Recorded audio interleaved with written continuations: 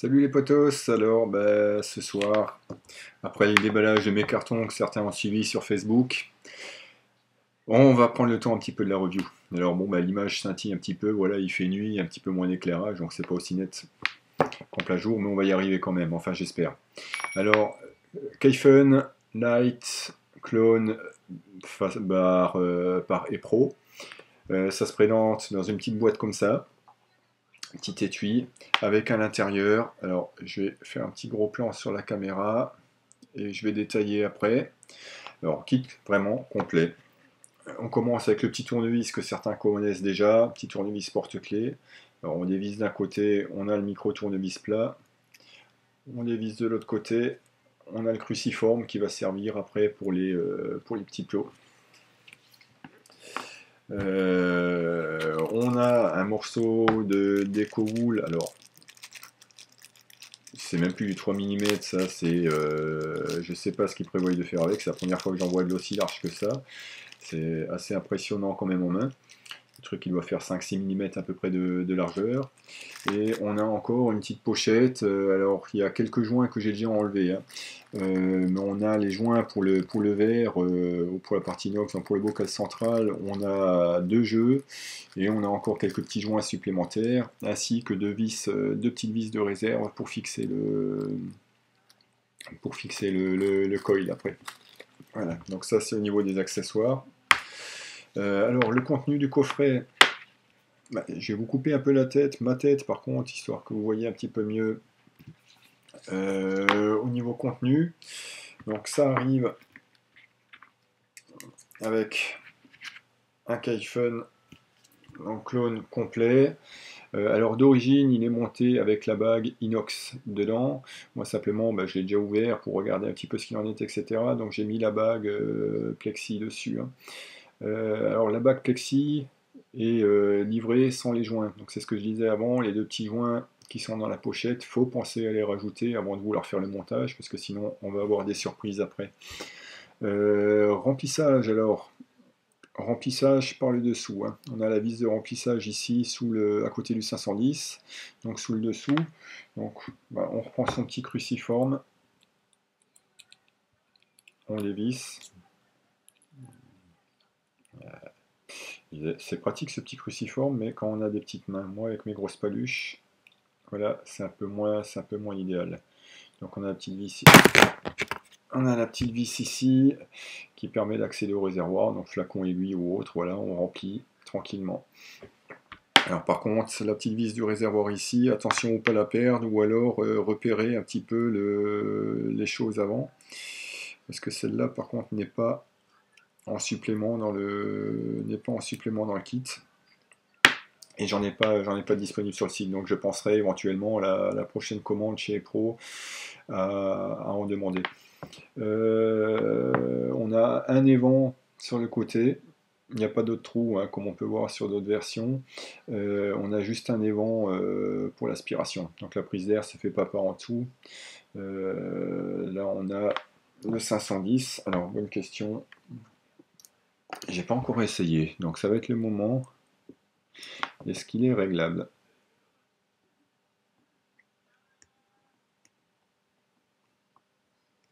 Ou est-ce qu'il tourne dans le vide? Non, apparemment ça tourne dans le vide. Donc d'ici je n'arrive pas à le régler, d'ici ça bouge pas. Bon, il est à la bonne hauteur, hein, il dépasse à peine du pas de vis, donc ça a pas l'air il n'a pas l'air d'être réglable.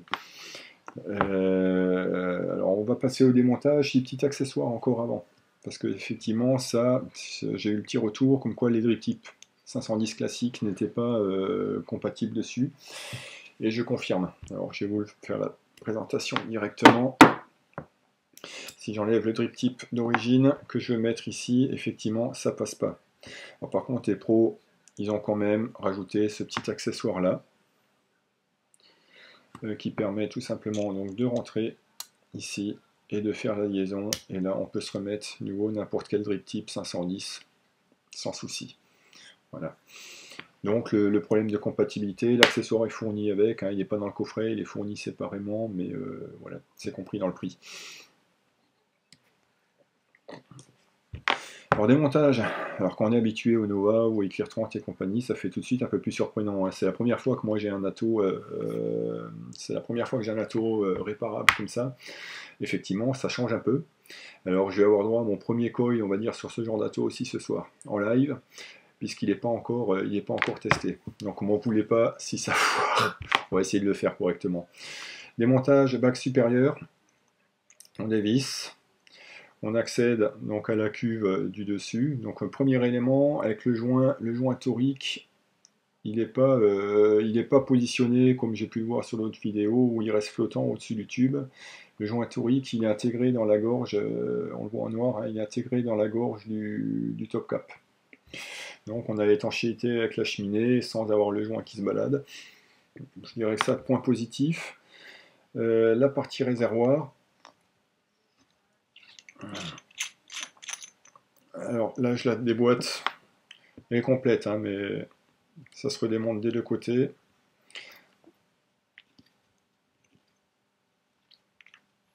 Donc partie transparente, plexi. Et si on veut mettre en partie, si on veut mettre en full inox, bah, il suffit de changer à ce niveau-là.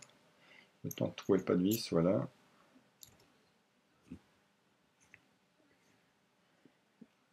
Forcer un petit peu, puisqu'effectivement quand on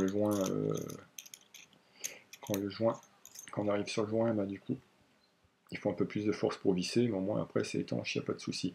Donc on se retrouve avec une pleine étanchéité, hein, voilà, ça fait un seul tube en un seul morceau. Et si on veut en full inox, hein, pour vaper du pluie ou autre chose, bah, pas de souci, on va simplement le remonter comme ça, comme c'était avant. Par contre, mon inconvénient, bah, on ne sait pas où on est le niveau, quoi.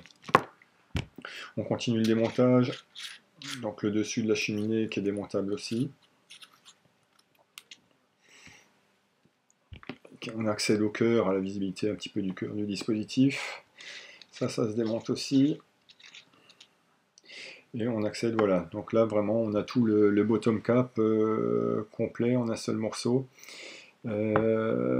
On va essayer de faire un gros plan un petit peu avec la caméra. Alors les petites vis, hein, elles ne sont pas épaisses non plus. Hein, donc c'est le petit vis où on a les deux de remplacement pour la suite. Hein, en cas de perte. Voilà. Avec la vis en dessous. Voilà, donc le Kaifen est pro. Si je remets tous les petits morceaux à côté, on a quand même un certain nombre de morceaux, quoi. Je vais faire un petit point dessus. Voilà, donc voilà tout le Kaifen, quoi. Le Kaifen est pro. Bon, maintenant, on va se marrer. Maintenant, on va se marrer parce que Bibi, il va se coller. Il va se coller à son premier coil. Alors, si vous me retrouvez avec une scène coupée, vous saurez pourquoi. c'est que j'ai lamentablement foiré et puis que j'ai essayé de tout recommencer.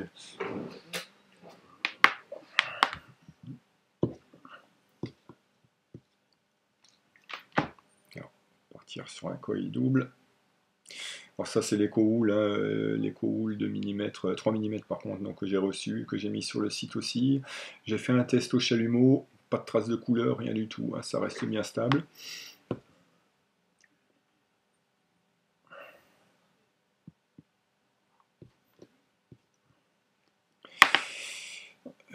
Fil, j'ai pris le Nichrome en 0,20.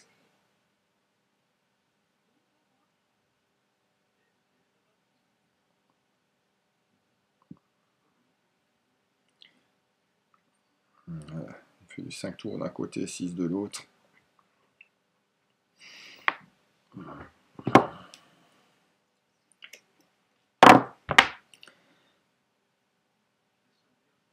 Alors maintenant la question, ça fait un petit moment que j'ai pu regarder la vidéo, la dernière vidéo des montages, donc j'ai un petit peu galéré. Ça permettra à certains de rigoler, hein, ma foi. C'est le jeu aussi. Alors, on va fixer ça là, on va faire un petit tour.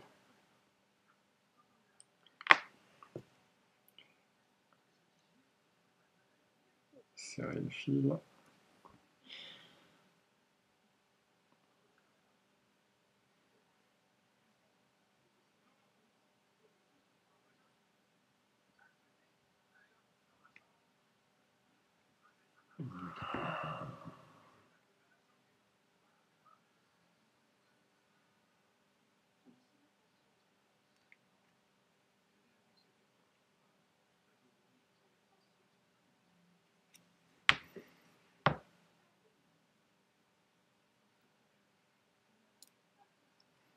Tintin, suspense. Hein. Je suis pas très bavard, je me concentre un peu sur le bordel. Histoire d'essayer d'y arriver quand même sur le premier coup. C'est un peu le défi de la soirée.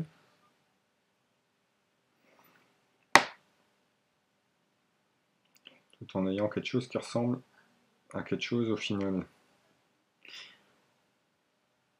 Histoire de pas trop me faire chambrer.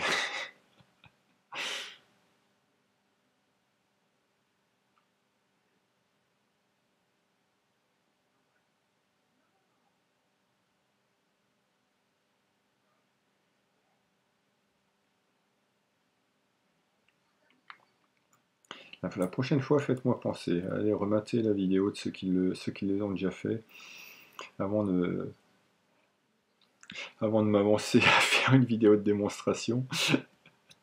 Parce que là, je crois que je suis en train de faire un petit peu n'importe quoi sur la façon de l'attacher. J'ai mon coil qui est en train de partir en vrille à force de le tortiller dans tous les sens.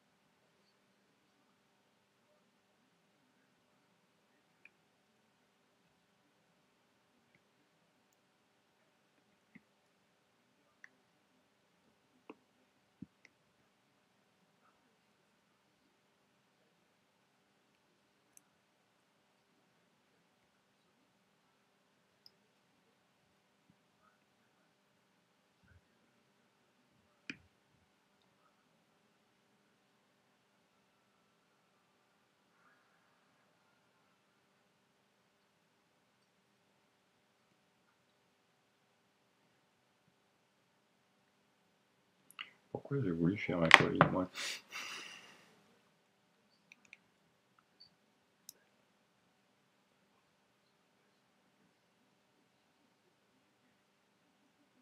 C'est bon. Donc si j'y arrive, il n'y a pas de raison que vous puissiez pas y arriver aussi après. Voilà, on dirait que j'ai réussi à le mettre à peu près en place. On va répartir un peu au niveau des spires, simplement qu'elles soient régulières sur la largeur. Et voilà. Donc une fois mis en place, ça devrait vous donner quelque chose de ce genre-là. Là, on voit l'arrivée d'air qui va être juste en dessous.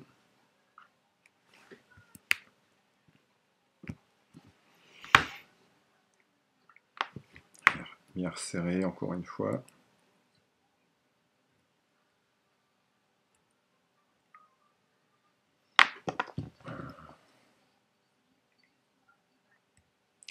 Couper les petits bouts qui sont en trop.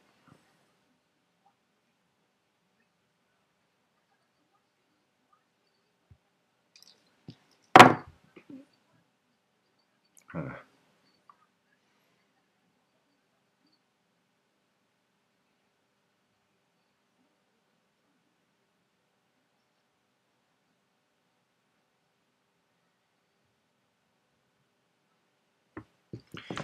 Couper la mèche de l'autre côté aussi.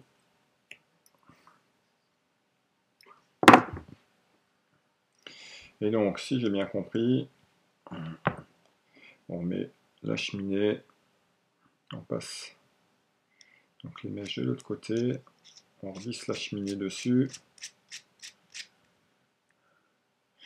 et il faut bourrer après. On va chercher un autre tournevis.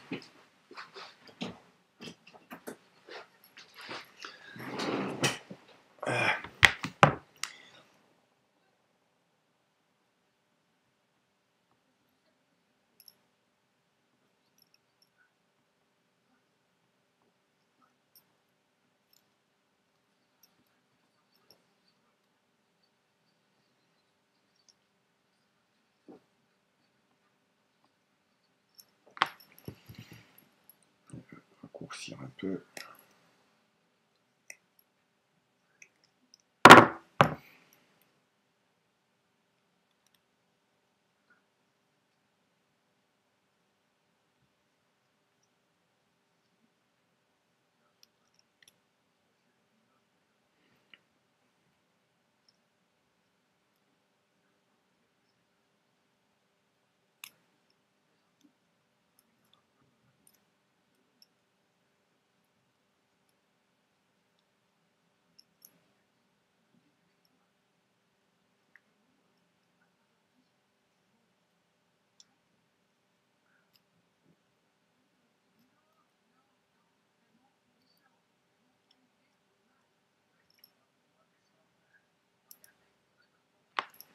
Un peu trop de longueur encore sur celle-là.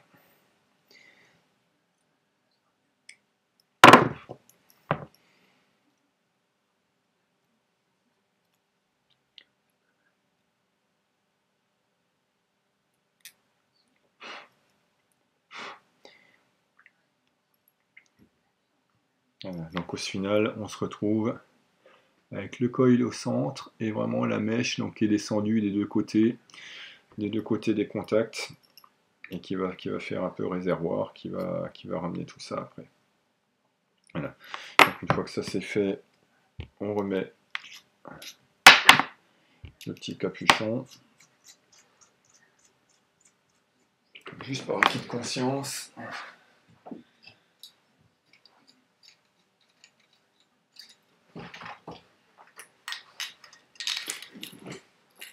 Je vais quand même mesurer et voir à combien j'en suis.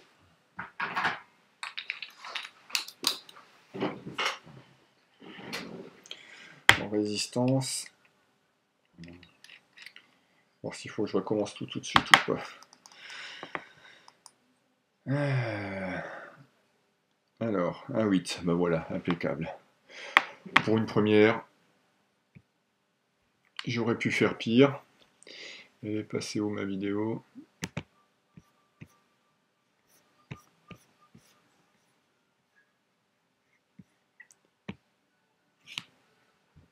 Voilà, un 8 ohms pour une première, c'est pas, je m'en plains pas. Donc une fois que ça s'est remis, on remet le bocal. Alors je vais me remettre simplement en plexi, histoire de voir un petit peu ce que je fais pour une première. Une fois que je serai habitué, pourquoi pas. Mais tant que je découvre, j'aime autant voir un petit peu où je mets les pieds.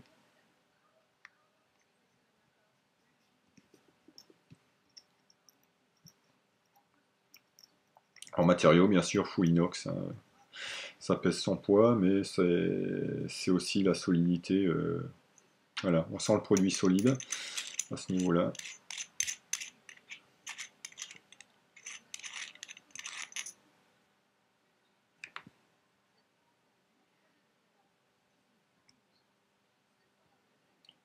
Le joint qui est remonté. Pareil, faire attention, vous voyez, là, à force de manipuler, j'ai le joint du bas qui était remonté dessus. Je me disais bien, je ferme, il n'y a rien qui freine. Donc, petite astuce, hein, aux petites habitudes à prendre. Avant de fermer, voilà, on le remet dans la gorge en bas. Sinon, piscine.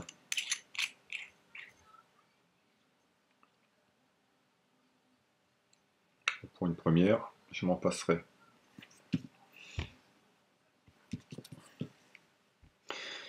On ferme en haut.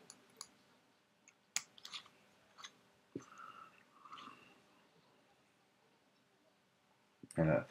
Bon, maintenant, j'ai plus qu'à aller chercher. Qu'est-ce que je vais mettre dedans?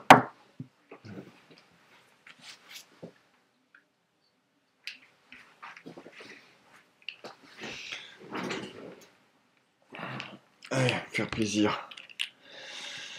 Un petit Maharas de chez Liberty.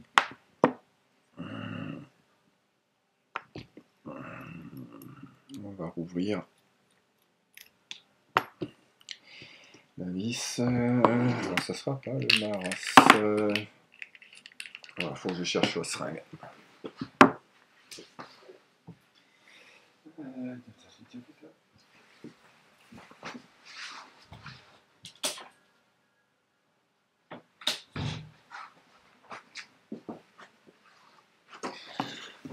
la peine. Ça sera du alpha. Donc le trou, on va dire, c'est suffisamment large pour que ça s'emboîte un peu dedans. Et on remplit.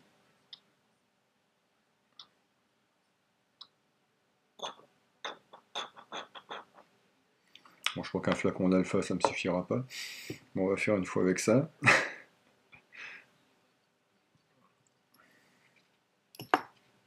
Et mon petit tournevis.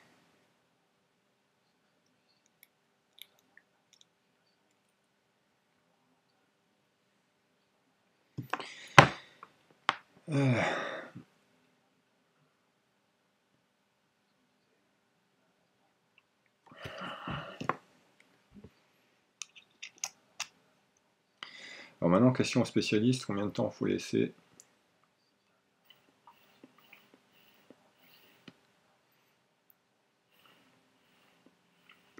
Combien de temps faut laisser imbiber pour que ça monte sur un Kaifen? J'ai pas l'habitude, j'ai pas les repères. Ça fait un peu débutant, je trouve, cette vidéo. Hein. Bon, c'est un peu le cas. Hein. Comme c'est ma première sur le Kaifen, c'est en live.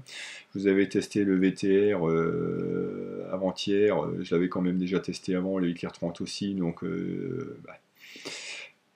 j'avais un petit peu de retour, voilà, comme j'avais déjà pris en main. Bah, là, ce coup-ci, le Kaifen, c'est premier montage et test en direct. Alors bon, bah, voilà, ça change un peu, mais ça fait aussi un peu le côté naturel de la chose, le côté fun de la chose aussi, bah, parce qu'il peut y avoir des loupés, il peut y avoir des choses, bah, c'est ce qui se passe chez chacun de nous, quelque part. Voilà.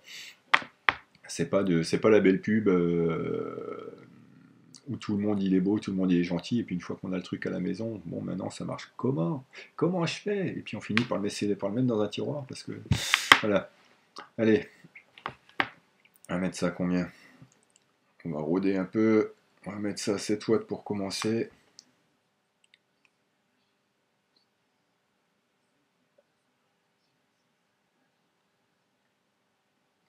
Si j'appuie sur le bouton de réglage.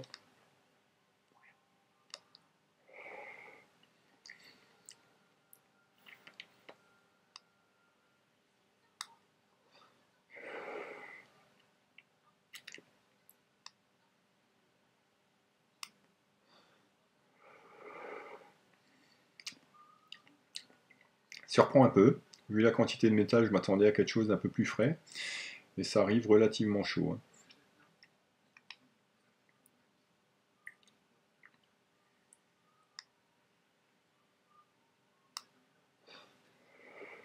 Ah, on n'est pas du tout en vapeur froide, quoi.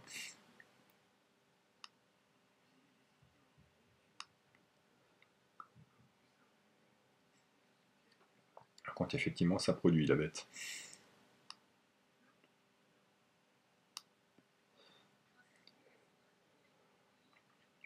Alors, rendu différent du RSST, goût un petit peu différent, quoi, du Genesis. Mais ma foi, pas désagréable. Donc on est en atomèche, hein, effectivement, mèche fibre. Alors il faudra que je reteste, on va dire, voilà, là j'ai testé, on va dire, en montage d'origine, il faudra que je reteste en microcoil coton, voilà, spécial dédicace du Luche. Et puis on verra. Bah, voilà. Pour l'instant, j'ai testé un petit peu en montage de base, en ce qui est prévu pour. Ma foi, le rendu est pas dégueulasse. Assez agréablement surpris, quoi. Voilà.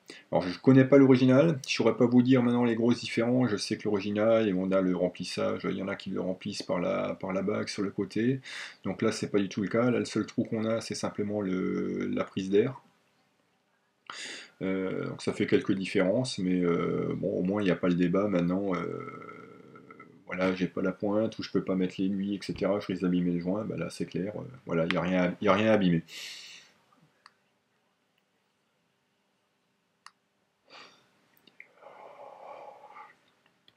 Voilà. Aspiration un peu freinée quand même. Je dirais par rapport à un ProTank ou à Genesis, quand bon, le RSST que j'ai où on a agrandi le trou, on a vraiment un tirage très très facile. Là, le trou est quand même relativement petit. C'est le seul Errol. Hein. Donc on a quand même le tirage qui est un peu freiné. Je dirais pas forcément insuffisant, Maintenant, voilà, je pense qu'il y en a qui trouveront que ça va pas assez, qui éventuellement reperceront.